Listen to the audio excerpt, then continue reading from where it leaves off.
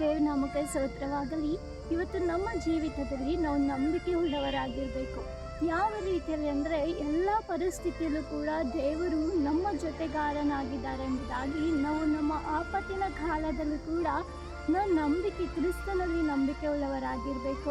ಅದಕ್ಕೆ best ಬೈಬಲಲ್ಲಿ example ಅಂದರೆ ದಾವೀದನ ನೋಡ್ಕೊಳ್ಬಹುದು. ಎಲ್ಲ ಆಪತ್ತಿನ ಸಮಯದಲ್ಲಿ, ಇಕ್ಕಟ್ಟಿನ ಸಮಯದಲ್ಲಿ ದಾವೀದ ಏನು ಮಾಡ್ತಾರಂದರೆ ನಂಬಿಕೆಯನ್ನು ಅರಿಕೆ ಮಾಡ್ತಾರೆ.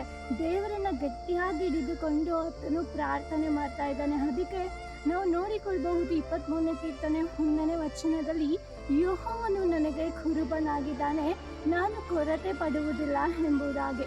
ಹೌದು, ಇವತ್ತೊಂದು ಕುರಿಗೆ ಇವತ್ತು ಕುರುಬ ನಡೆಸುತ್ತಾ ಇದ್ದರೆ ಅದು ನೆಮ್ಮದಿಯಾದಂಥ ರೀತಿಯಲ್ಲಿ ನಡೆಯುತ್ತಾ ಹೋಗುತ್ತದೆ. ನೋಡ್ರಿ, ಒಂದು ಕುರಿಯನ್ನು ಕುರುಬನನ್ನು ನಾವು ನೋಡಿಕೊಳ್ಳುತ್ತಾ ಹೋಗುವುದಾದರೆ ಕುರುಬ ತನ್ನ ಕುರಿಗಳನ್ನು ಎಲ್ಲಿ ಕರೆದುಕೊಂಡು ಹೋಗ್ತಾನೋ ಅಲ್ಲಿಗೆಲ್ಲ ಅದು ಕೂಡ ಹೋಗ್ತಾ ಇರುತ್ತದೆ. ಆ ಕುರಿಗಳು ಯಾವುದು ಕುರಿತು ಕೊರತೆ ಪಡುವುದಿಲ್ಲ.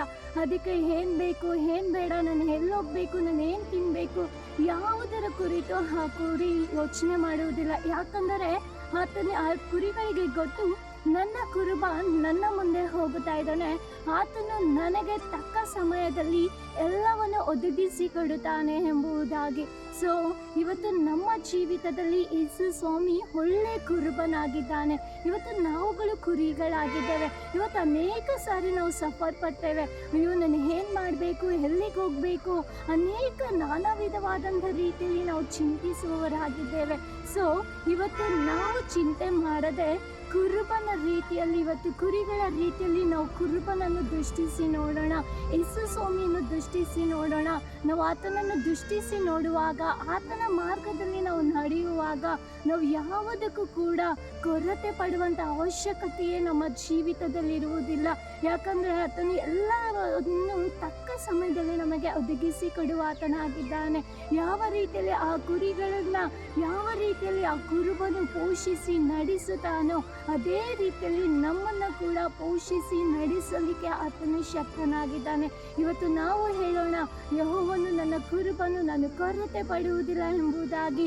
ನಮ್ಮ ಆಪತ್ತಿನ ಸಮಯದಲ್ಲಿ ಈ ವಾಕ್ಯವನ್ನು ನಾವು ಅರಿಕೆ ಮಾಡೋಣ.